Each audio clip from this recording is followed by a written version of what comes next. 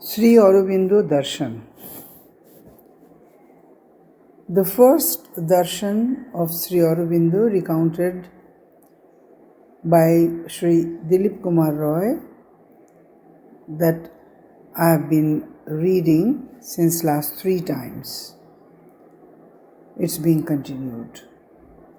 The last sentence that I had read last time was, Christ and Buddha have come and gone, but it is Rudra who still holds the world in the hollow of his hand. Sri Aurobindo speaking this.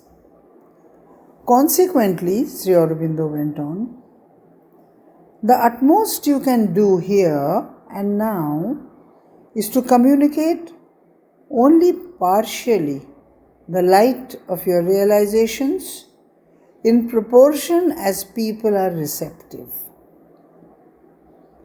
Even this is not very easy, mind you, for the fact of your having received something does not necessarily make you capable of making a free gift of it to others. You see, capacity to receive is one kind of aptitude, capacity to give quite another. Indeed, the latter is a very special kind of gift. Some there are who can only imbibe but not communicate, because for one thing, what you communicate everybody cannot receive, even when they earnestly want to.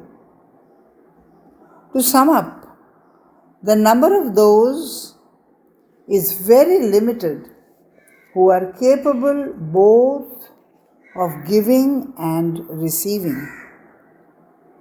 So, you can understand the problem is by no means a simple one. What is one to do?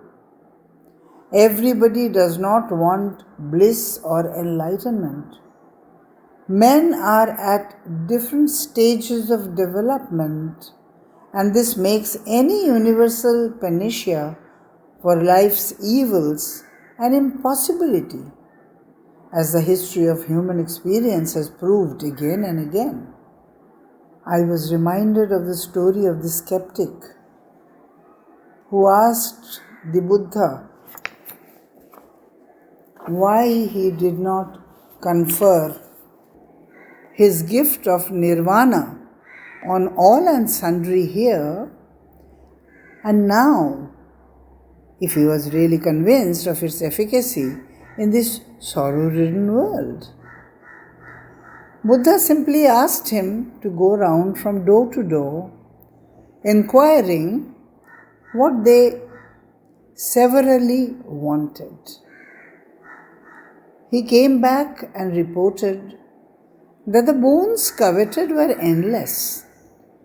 Money, power, fame, children, women, health, beauty, long life, and so on. But what about nirvana? Asked Buddha. Did anybody want it? Not one, he replied. Well, Buddha smiled. How can I force a boon on people who won't have it? I said after a pause, but what about the widespread misery and fear and suffering? Sri Aurobindo said, how can you help that so long as men choose, as they do, to hug ignorance, which is at the root of all suffering?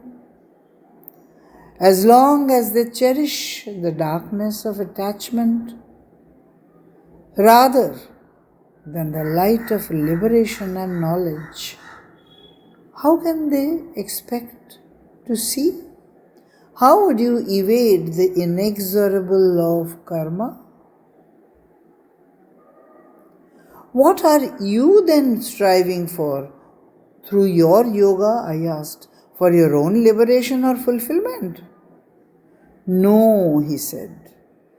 That wouldn't have taken so long. But, he added, it is not possible to answer you more convincingly just now. For if I were to tell you why I am doing yoga, you would either not understand or misunderstand. Suffice it to say that I want to invoke here on earth the light of a higher world to manifest a new power which will continue to exist as a new influence in the physical world and will be a direct manifestation of the divine in our entire being and daily life. Is this what you have named the supramental divine? That is right. Though the name is immaterial, what matters is to remember that for a variety of reasons, the direct action of the supramental has never yet been brought to bear on our earth nature and consciousness.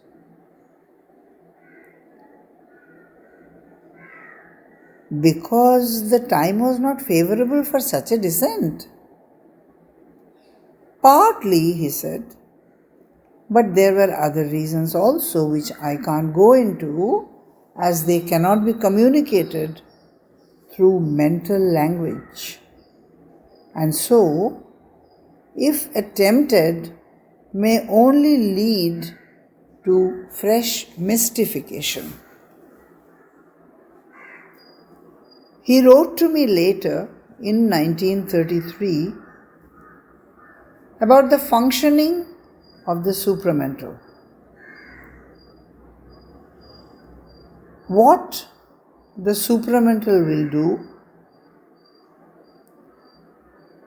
the mind cannot foresee or lay down. Sri Aurobindo speaks this. The mind is ignorance seeking for the truth. The supramental, by its very definition, is the truth consciousness. Truth in possession of itself and fulfilling itself by its own power.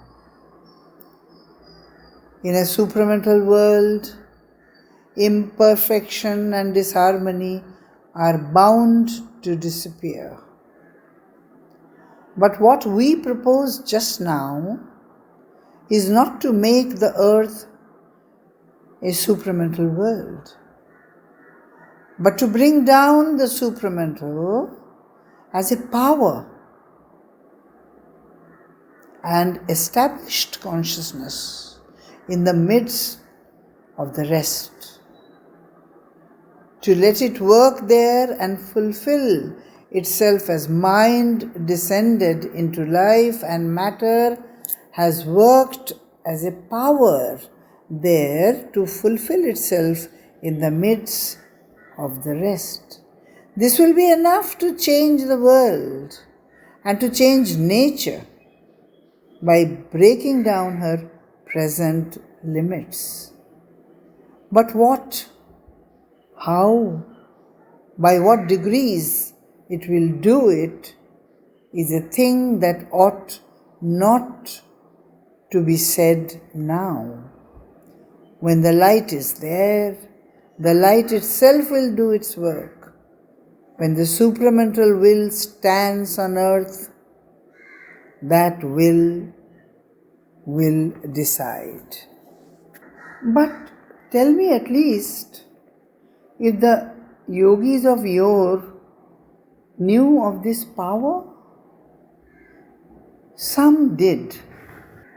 In the footnote, he is writing, there is a permanent, a truth hidden by a truth, where the sun unyokes his horses.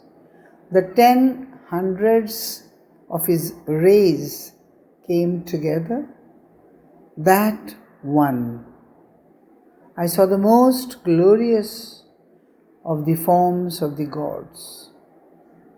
In brackets, Sri Aurobindo's translation from the Rig Veda 5:62:1. So Sri Aurobindo says, some did.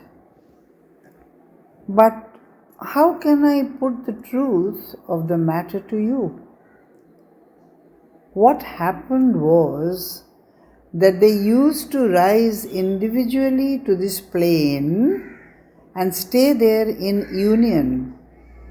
They did not bring it down to act upon our terrestrial consciousness. Perhaps they did not even attempt to. But I would rather not tell you more about this, because as I said, the mind cannot even glimpse the supramental truth, to say nothing of understanding it. But forgive me, isn't the world going from bad to worse daily? Nay, hourly? I am an unrepentant rationalist, realist. I hope you will pardon me for saying this. I will, he said, smiling. For I myself have stressed repeatedly this desperate plight of the earth. And the conditions will become more desperate still. In brackets, the usual idea of the occultists about it is that the worse they are, the more probable is the coming of an intervention or a new revelation from above. The ordinary mind cannot know. It has either to believe or disbelieve. Wait and see. The bracket closes.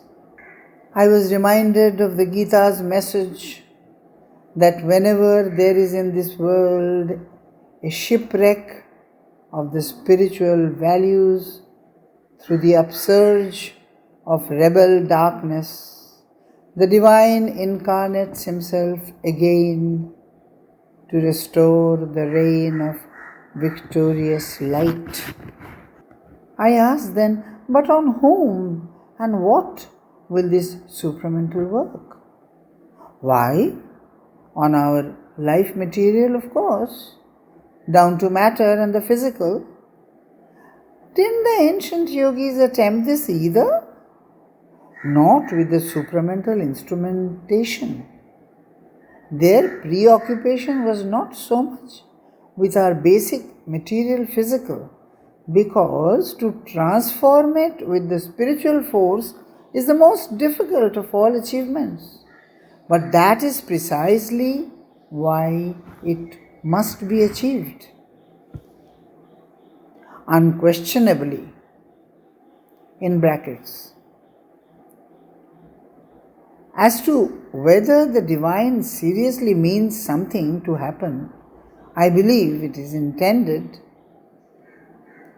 I know with absolute certitude that the supramental is the truth and that its advent is in the nature of things inevitable. The question is as to the when and the how. That also is decided and predestined from somewhere above. But it is here being fought out amid rather a grim clash of conflicting forces. Bracket closes. Forgive me, I didn't quite follow this. I know, he intervened, for it is somewhat abstruse. It is like this. Again, in inverted, in brackets. In the terrestrial world, the predetermined result is hidden. And what we see is a whirl of possibilities and forces attempting to achieve something with the destiny of it all concealed from human eyes. This is, however, certain that a number of souls have been sent to see that it shall be now. That is the situation. My faith and will are all for the now. I am speaking, of course, on the level of human intelligence, mystically, rationally, as one might put it, bracket closed. Please be a little more explicit. To say more would be going beyond the line. But tell me at least when the miracle will happen. You don't want me to start prophesying. As a rationalist, you cannot. So I pursued another line. You have written in your synthesis of yoga, I said, that we mustn't turn our back on the material world because it is so incurably recalcitrant to the light of the spirit. I quote the passage below. The obstacle which the physical presents to the spiritual is no argument for the rejection of the physical. For in the unseen providence of things, our greatest difficulties are our best opportunities. A supreme difficulty is nature's indication to us of a supreme conquest to be won and an ultimate problem to be solved. It is not a warning of an inexplicable snare to be shunned or of an enemy too strong for us, from whom we must flee. Quote finishes. He smiled and nodded.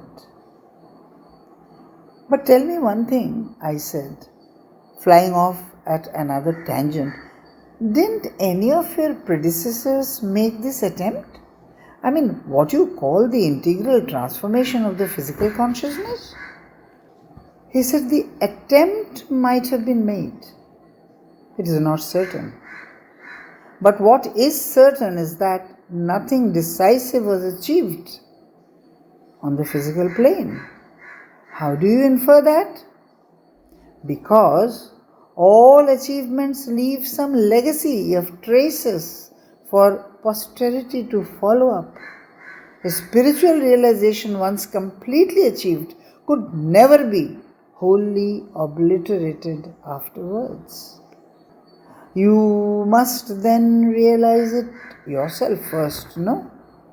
Obviously, be it a new realization or light or idea, it must first descend in one person, from whom it radiates out in widening circles to others. Hasn't the Gita too said that the ways of the best of men act as models to the rest? In the integral yoga, however, the work starts after the realization. Whereas in most other yogas, it ends with the realization. The reason is that I aim primarily at manifestation, for which I must obviously reach the supramental myself before I can bring it to bear on our earth consciousness. For this, ascent has to be the first step. Descent is the next.